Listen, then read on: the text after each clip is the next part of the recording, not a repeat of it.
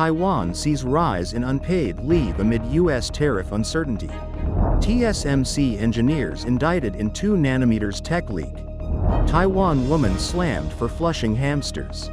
India committed to improving ties with China. Clashes as thousands rally against immigration in Australia. Tensions soar across Indonesia as protests against police erupt. Global movement to protect kids online fuels waves of AI safety tech. Scottish brothers complete record 139-day row across Pacific.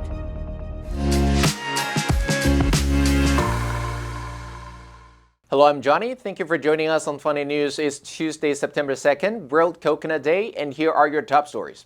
In local news, Taiwan's Ministry of Labor said 4,863 workers from 245 companies are on unpaid leave, up 929 from mid-August. About 62.8% of firms cited U.S. tariff uncertainty. Of these, 168 companies with 3,812 workers qualified for enhanced employment stabilization measures launched August 1st, covering nearly 80% of cases. More industries may be hit if trade tensions persist. Taiwan prosecutors charged 3 TSMC engineers with stealing 2 nanometer technology, citing national security and trade secrets violations. On September 1st, the Intellectual Property and Commercial Court extended their detention for 3 months. Authorities suspect more accomplices, possibly tied to Tokyo Electron Taiwan and its Japan headquarters.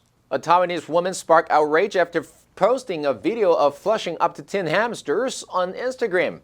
Taichung's Animal Protection Office said the act violated the Animal Protection Act, carrying up to 2 years in prison and 200,000 NT dollars to 2 million NT dollars in fines. Netizens condemned the cruelty. And in global news, India is increasingly important to the United States as a key Asian security partner and a counterweight to China. But President Donald Trump's tariffs may be pushing it closer to Beijing instead. Indian Prime Minister Narendra Modi is in China for the first time in 7 years to attend a security forum with other world leaders, including Russian President Vladimir Putin. On Sunday, Modi and Chinese President Xi Jinping met in Tianjin, where China is hosting a summit of the 10-member Shanghai Cooperation Organization. Xi told Modi that the world's 2 most populous countries should be partners rather than rivals, and that the dragon and elephant should come together. They were committed to progressing relations based on mutual respect, trust, and sensitivities. Their meeting comes days after the Trump administration doubled tariffs on Indian imports to 50% as punishment for buying Russian oil. The stinging levy has raised concerns that it could push India closer to China despite years of tensions. While India and China share a common grievance over Trump's tariffs, which in China's case have reached as high as 145%, analysts say their relationship still faces major challenges and that Modi's China visit is mainly a symbolic display of resilience. Thousands of Australians joined anti-immigration rallies across the country on Sunday, saying they sought to spread hate and were linked to neo-Nazis. March for Australia rallies against immigration were being held in Sydney and other state capitals and regional centers, according to the group's websites. Australia, where 1 in 2 people is either born overseas or has a parent born overseas, has been grappling with a rise in right-wing extremism, including protests by neo-Nazis. Some 5,000 to 8,000 people, many draped in Australian flags, had assembled for the Sydney rally. It was held near the course of the Sydney Marathon, where 35,000 runners pounded the streets on Sunday, finishing at the city's Opera House. Also nearby, a counter-rally by the Refugee Action Coalition, a community activist organization, took place. A large March for Australia rally was held in central Melbourne, which reported that riot officers used pepper spray on demonstrators. Laws banning the Nazi salute and the display or sale of symbols associated with terror groups came into effect in Australia this year in response to a string of anti-Semitic attacks in synagogues, buildings, and cars.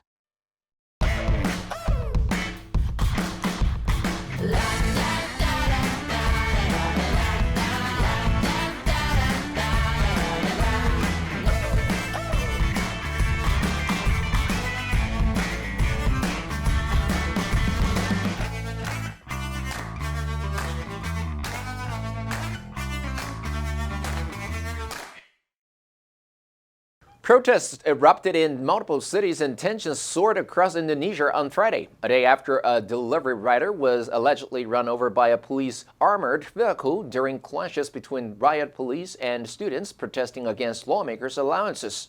Protesters marched to the headquarters of the police mobile brigade in Jakarta, and some attempted to storm the compound. Police used water cannons and fired rounds of tear gas to push back the demonstrators, who hurled bottles, rocks, and flares at them. One group of rioters set fire to a 5-story building near the police compound, causing several people to be trapped inside. Some students halted their protests to help soldiers and residents rescue those trapped. The unrest came after a video apparently showing the death of the motorcycle rider during Thursday's clashes shocked the nation and spurred an outcry against the security forces. The victim, identified as 21-year-old Afan Kurniawan, was reportedly completing a food delivery service order when he was caught in the clash following days of violent demonstrations. President Prabowo Subianto appealed for calm and expressed condolences in a televised speech. The global online safety movement has paved the way for a number of AI-powered products designed to keep kids away from potentially harmful things on the internet. In the UK, a new piece of legislation called the Online Safety Act imposes a duty of care on tech companies to protect children from age-inappropriate material, hate speech, bullying, fraud, and child sexual abuse material. Companies can face fines as high as 10% of their global annual revenue for breaches. In the United States, landmark regulations aimed at keeping kids safer online are swiftly making their way through Congress. One bill, known as the Kids Online Safety Act, would make social media platforms liable for preventing their products from harming children, similar to the one in the UK. This push from regulators is increasingly causing something of a rethink at several major tech players. Spotify, Reddit and X have all implemented age assurance systems to prevent children from being exposed to sexually explicit or inappropriate materials. Such regulatory measures have been met with criticisms from the tech industry, not least due to concerns that they may infringe internet users' privacy. 3 Scottish brothers have made history by completing the fastest unsupported non-stop roll across the Pacific Ocean, with 139 days at sea. Ewan, Jamie, and Lachlan McLean rode 9,000 miles from Peru to Australia, also becoming the first team on record to successfully roll across from South America. The McLeans embarked on the ocean crossing in pursuit of both a world record and the goal of raising £1 million to fund clean water projects in Madagascar. It's been unbelievable. There's been really tough times and there's been euphoric moments, and I think it's been an experience that the 3 of us will never forget. On Saturday, the Edinburgh trio triumphantly stepped back onto land after 4.5 months of continuous rowing aboard their self-built, F1-inspired carbon fiber boat. In doing so, they surpassed the previous time record crossing set by Russian Fedor Konyakov, who rowed solo from Chile to Australia in 2014. Arriving just before midday, the brothers celebrated by playing the bagpipes and waving Scottish, Australian and UK flags as they were greeted by friends and family, including their mother Sheila. Ewan, Jamie and Lachlan believed their familial bond was pivotal in their mission. Despite the extreme challenges, they were able to stay positive, often finding moments of joy in the harshest of times. The answer for yesterday was C, vulnerable. The small island nation is highly vulnerable to rising sea levels caused by climate change. Did you answer correctly? Now let's dive into today's news. Clashes of thousands rally against immigration in Australia. Number 1. Counterweight, 平衡力. The independent media serve as a counterweight to government power. Number 2. Sensitivity, 敏感性.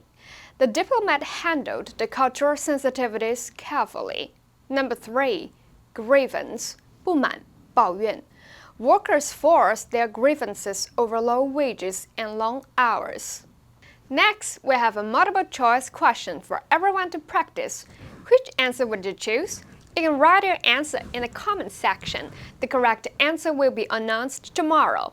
Founded in 2009, World Coconut Day was started by the Asia and Pacific Coconut Community to promote the activities of coconut growers while raising awareness about the fraud for those outside of the growing community.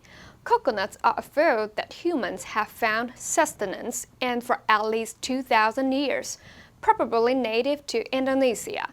The name coconut translates to walnut from India.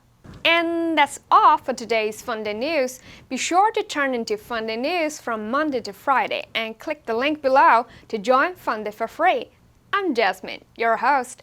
I'll see you next time.